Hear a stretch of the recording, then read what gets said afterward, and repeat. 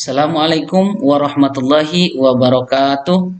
Perkenalkan, nama saya Jejen, NIM 22811300754, kelas A16, tugas PAI berbasis moderasi beragama, dosen Dr. Andes Demina MPD. Pada video kali ini saya akan mempresentasikan tentang penguatan dan pengembangan moderasi beragama materi PAI pada tingkat MTS atau SMP. Pada tingkat MTS atau SMP, moderasi beragama lebih menekankan pada keragaman, toleransi, Pancasila, dan cinta tanah air. Sebenarnya agama mengajarkan penganutnya untuk berjiwa besar, untuk mencari titik temu antar umat beragama, untuk mewujudkan keamanan, ketentraman, kenyamanan, dan kebaikan bersama yang didasarkan pada persamaan sebagai warga bangsa.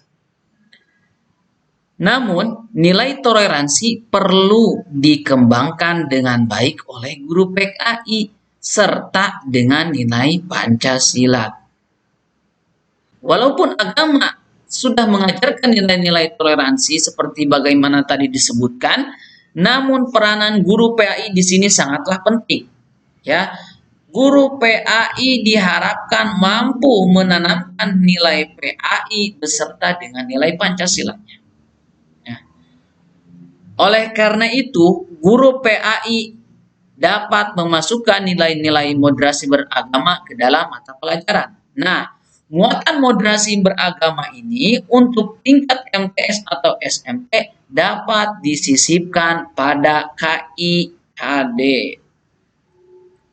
Sebagai contoh di sini, pada kelas 7 ada kompetensi dasar 1.3 meyakini bahwa Allah Subhanahu wa taala Maha mengetahui, Maha waspada, Maha mendengar, dan Maha melihat. Kompetensi dasar 2.3-nya menunjukkan perilaku percaya diri, tekun, teliti, dan kerja keras sebagai implementasi makna al-alim, al-khabir, as-sami, dan al-basir. Maka nilai moderasi beragamanya yang terkandung adalah sikap adil atau i'tidal dan moderat atau tawasud. Sebenarnya, pada hakikatnya, semua KD yang menjelaskan masalah fikih dapat disisipkan materi moderasi beragama, yakni menghargai perbedaan atau tasamuh.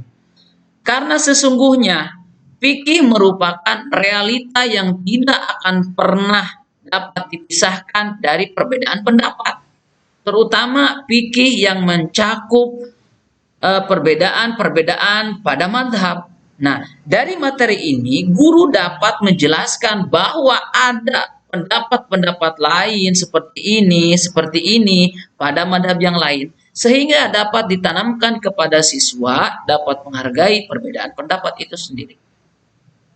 Nah, untuk dalam materi akhlak, itu sebenarnya dapat disisipkan materi moderasi beragama, yaitu kepeloporan atau al-qudwah.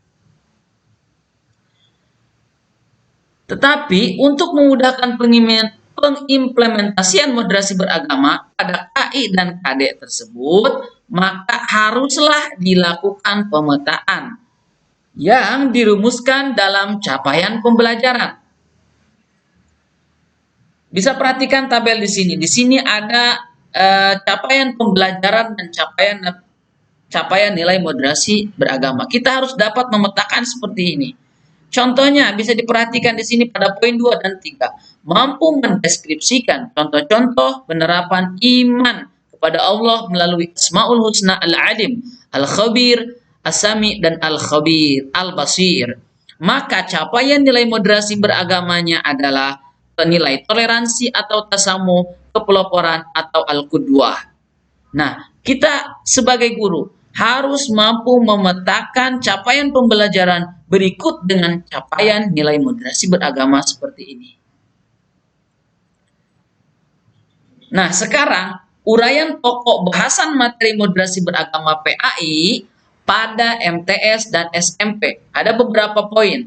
Yang pertama, toleransi dalam kehidupan beragama.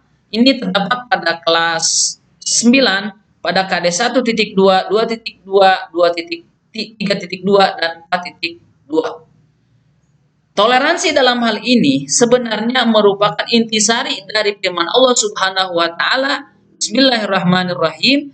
Ya ayyuhan nasu inna khalaqnakum min zakarin wa unsa waja'alnakum syu'uban wa qabaila lita'arafu. Inna akramakum indallahi atqakum. Innallaha alimun khabir. Sadaqallahul adzim. Yang mana inti daripada ayat ini merupakan kesadaran bertoleransi bahwa manusia itu diciptakan dengan bersuku-suku, berbangsa-bangsa, berbeda-beda intinya. Namun intinya manusia diciptakan tujuannya lita'arofu, untuk saling mengenal. Nah, inilah inti toleransi dalam yang poin pertama ini. Nah, untuk yang kedua, mempraktikkan tata cara bersuci dari hadas. Ini merupakan kandungan pembelajaran fikih. Terdapat pada kelas 7, KD 1.14, 2.14, 3.14, dan 4.14. Kelas 7-nya KD 1.7, 2.7, 3.7, dan 4.7. Dalam KD di atas, siswa hanya ditargetkan mampu mempraktikkan tata cara bersuci dari najis dan hadas.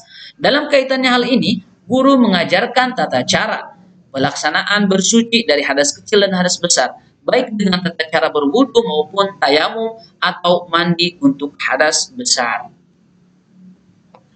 Nah, agar siswa dapat menghargai perbedaan pendapat mazhab dalam tata cara berwudu, guru perlu menginformasikan adanya perbedaan-perbedaan dalam pelaksanaannya. Misalnya, dalam mengusap kepala, jika di lingkungan sebuah sekolah mayoritas mengikuti tata cara mazhab Syafi'i, tentu tata cara mengusap kepala pada saat berwudu hanya dengan mengusap sekurang-kurangnya 3 helai rambut. Nah, guru perlu menyampaikan adanya madhab lain yang cara mengusap kepalanya berbeda.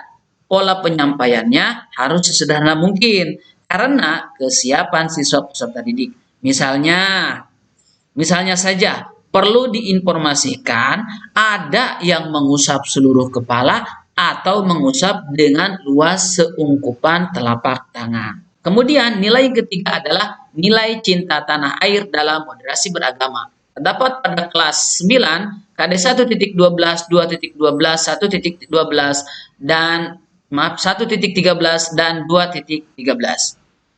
Pemahaman mengenai cinta tanah air sangat penting untuk disampaikan kepada siswa karena akan membentuk penguatan karakter kebangsaan bagi siswa. Pada saat yang sama, pentingnya menyampaikan nilai-nilai cinta tanah air tersebut adalah untuk membentengi para siswa dari munculnya paham keagamaan tertentu yang menawarkan doktrin bahwa cinta tanah air bukan merupakan ajaran agama karena tidak ada dalilnya sehingga tidak perlu diikuti. Oleh karena itu, disinilah guru berperan untuk menyampaikan bahwa sangat penting menanamkan nilai cinta tanah air pada pembelajaran PAI. Mungkin cukup sekian dari saya, kurang lebihnya saya mohon maaf. Kritik dan saran yang membangun sangat saya harapkan. Terima kasih. Wassalamualaikum warahmatullahi wabarakatuh.